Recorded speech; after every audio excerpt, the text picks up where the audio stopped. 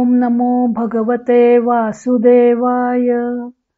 सार्थ सुबोध ज्ञानेश्वरी.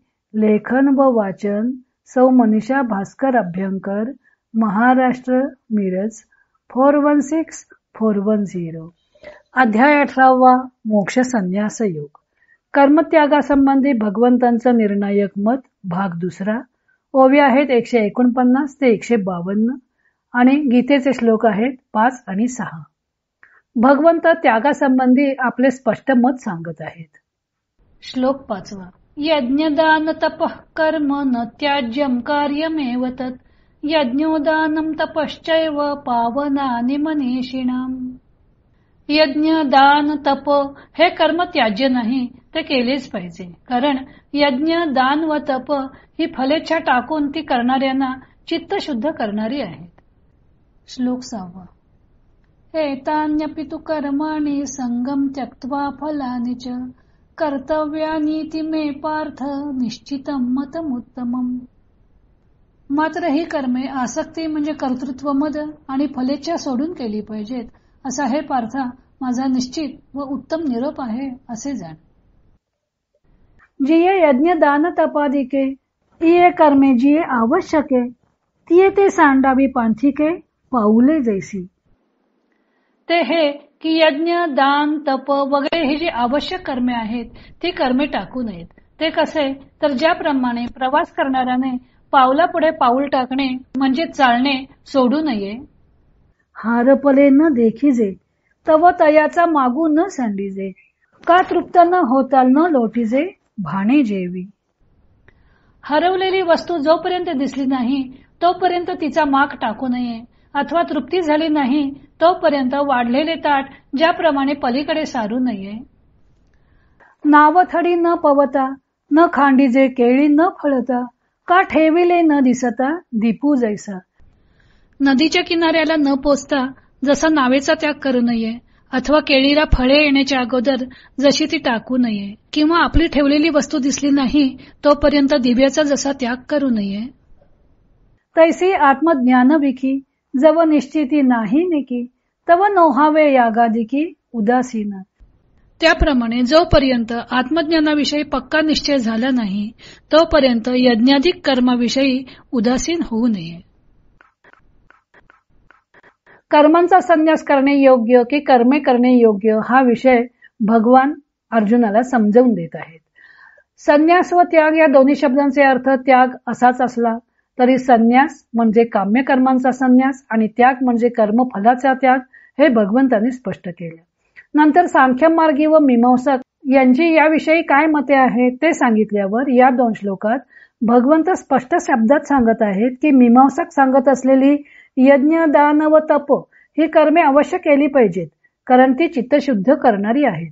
पण त्या कर्मांचे अनुष्ठान मात्र आसक्ती व फलेच्छा सोडून केलं पाहिजे.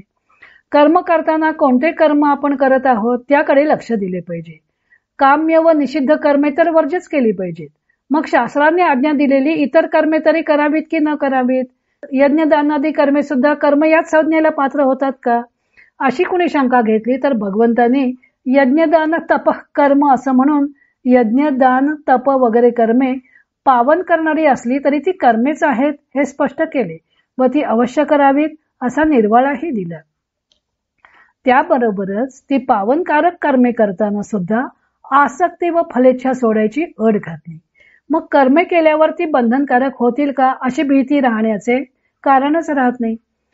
आसक्ती व फलेच्छा हीच कर्मबंधन निर्माण करत असतात, तेव्हा त्यांचा त्याग करणे श्रेयस्कर आहे असे भगवंताने आपले मत नोंदवले आहे.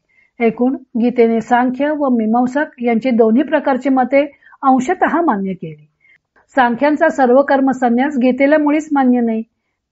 गीतेने फक्त काम्य व निषिद्ध कर्मांपुरता संन्यास मान्य केला. यज्ञदानादी कर्मे करावीत या मीमांसकांच्या मताशी गीतेने थोडेसे जुळते घेतले आहे. मीमांसक यज्ञदानादी कर्मे फलावर दृष्टी ठेवून करतात, ते मात्र गीतेला मान्य नाही. म्हणून गीतेने मीमांसकांचे मत जसेच्या तसे न स्वीकारता यज्ञदानादी कर्मे स्वीकारली, पण त्या कर्मांच्या फलांचा व कर्तृत्वाभिमानाचा त्याग करण्यास सांगून हे आपले उत्कृष्ट मत आहे असं सांगितलं. सर्व कर्मांचा त्याग हा पक्ष ऐकांतिक व अव्यवहार्य आहे. त्याला अकर्म असे नाव देऊन गीतेने शरीर यात्रापीच न प्रसिद्धेद कर्मणः असं सांगितलं आहे. सर्व कर्मांचा त्याग केला तर तुझी शरीर यात्रा सुद्धा चालणार नाही असे तिसऱ्या अध्यायात सांगितलं होतं. माते संगोस्त्व कर्मणी, तेव्हा असा कर्म न करण्याचा वेडाहट्ट करू नकोस असा इशाराही दिला होता. एकूण गीतेला कर्मयोग मान्य आहे असं दिसून येतं.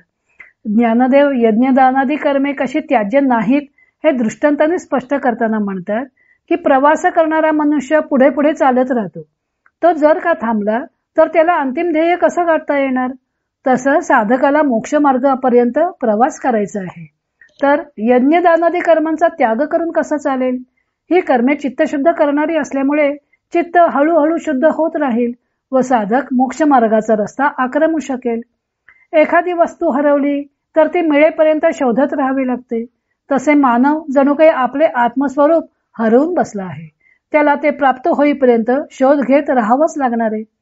जेवणाचे भरलेले ताट समोर आहे आणि भूकही लागलेली आहे, तर पोट भरेपर्यंत अन्न ग्रहण केलेच पाहिजे.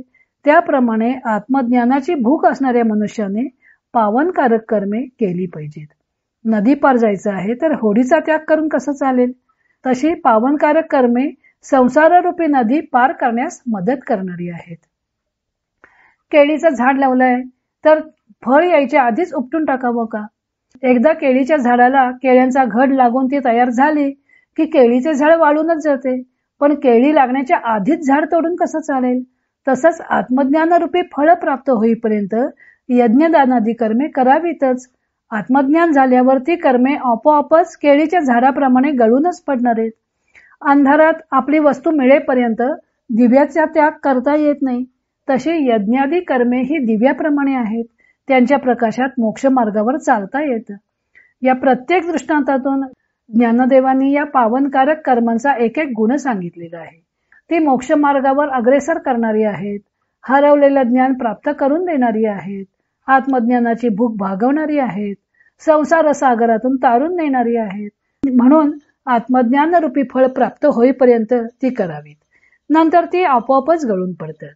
एकूण तैसी आत्मज्ञान विखी जव निश्चिती नाही निकी तव नोहावे यागादिकी उदासीन. आत्मज्ञानाविषयी जोपर्यंत पक्का निश्चय होत नाही तोपर्यंत ती कर्मे करावीत असा भगवंतांच्या मुखाने ज्ञानदेवाने निर्णय सांगितला आहे. पुढे ही कर्मे चित्तशुद्ध कसे करतात त्याचे विवरण ज्ञानदेवाने केलं आहे. तो भाग आपण उद्या पाहू.